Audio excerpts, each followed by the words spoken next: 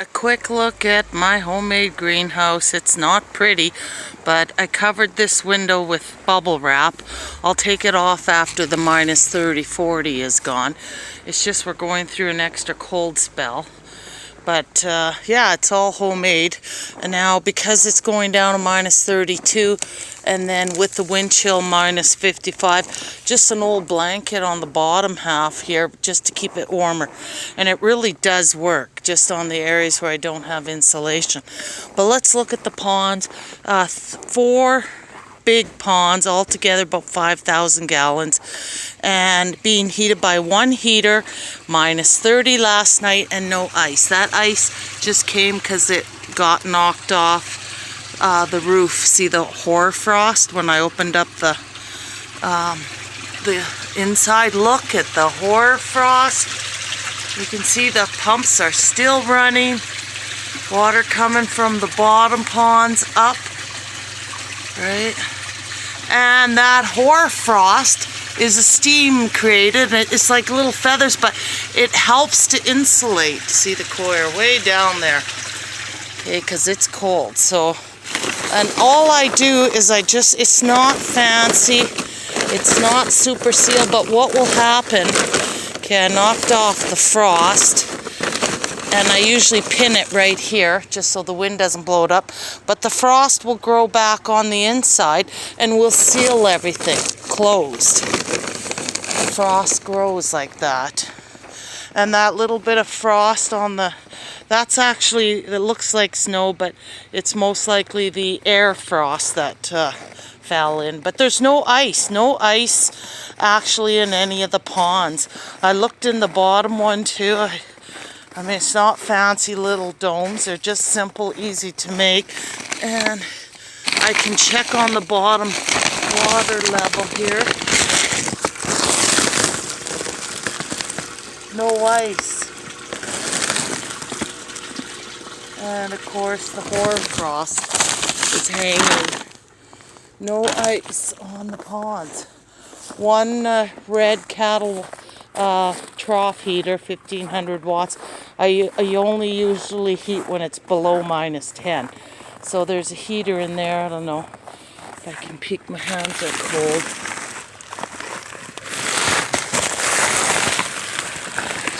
Inside, you can see it.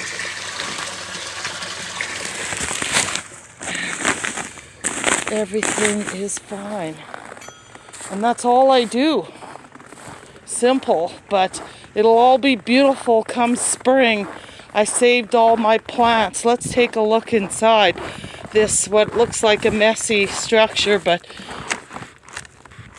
oh, I got handles finally. Oh, proper ones. I had wooden ones. My hands are cold. But yeah, it's really nice in here. Now, that blanket does make it darker over there, but it's only just for this week. But it's so nice and toasty. Very toasty. My geraniums, I have some there and some up over there. And I don't know, is this fish tank light on? Doesn't help much. It's much darker, I notice, on that side. Because of that blanket on the wall, but this window here has bubble wrap in between the panes, so there's no ice on this side. And this one has a thin, you can't even see it, membrane that keeps the frost off the inside.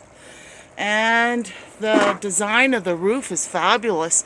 There's no frost, no it used to be condensate from the cold roof, but what I've done is there's like a layer of plastic, 2x4, another layer of plastic, another 2x4, and another layer of plastic.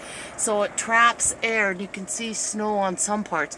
The snow slides off pretty easy, but sometimes you want it on there. But it's the best design roof I've had so far. Like I said, little to no condensation on the roof. So I'm not losing any heat off the roof anymore. And I decorated over here. Such a nice place to sit and have a coffee or tea.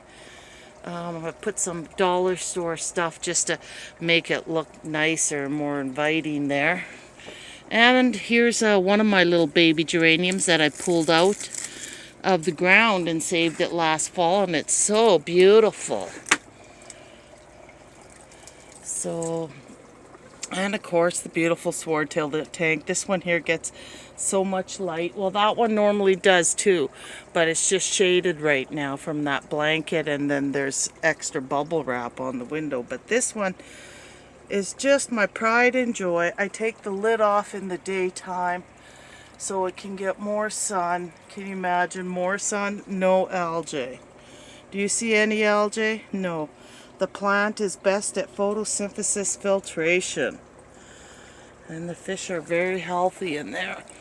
But yeah, that's a quickie look at everything going on in my greenhouse. All of this, you know, I made with scraps. Someone gave me windows, and well, the wood I bought, but and some of the wood I got here and there, but and it used to be a lot smaller. The greenhouse used to only go to here, and that was the new add-on for the big money. Well, before the money tree I had red bananas, but the first year I didn't insulate proper with bubble wrap and insulation on the outside, and it got too cold. Notice most of the plants are off the ground.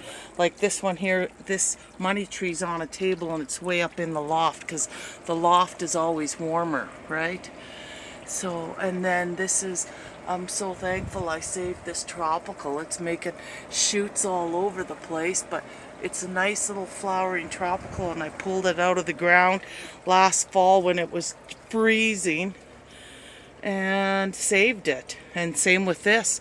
It was in a pot, and a big giant pot, and I just pulled it out, dug it out, potted it in there and put it on the ledge, and it's so pretty. I love my vines. And that's just a quick look at what I do to keep everything warm. Oh yeah, this heater's on low now, daytime heating. The sun shines through and warms everything up, and there's a heater on low down there for the ground, right? Because the ground, it can be really cold. So I have insulation behind this door, or sorry, behind there, and then the door's really thick, but there's no insulation. And there's insulation in that little corner there just to keep it warm. I want to build shelves over there. And of course everything's really thick, the walls, right? I couldn't have a thin pane greenhouse. Like the walls are this thick, right? There's trapped air, so it keeps the outside air from the inside so you don't get condensation. This has got bubble wrap behind it. It's nice and warm, right? And that the whole greenhouse is like that, but just for tonight it's dark there for the next couple days till we get through this minus 55 with the wind chill Celsius, which is minus 67 Fahrenheit with the wind chill. Environment Canada has a warning out for tonight, so I'm keeping everything toasty warm, and I'm gonna go get some more tea lights just in case.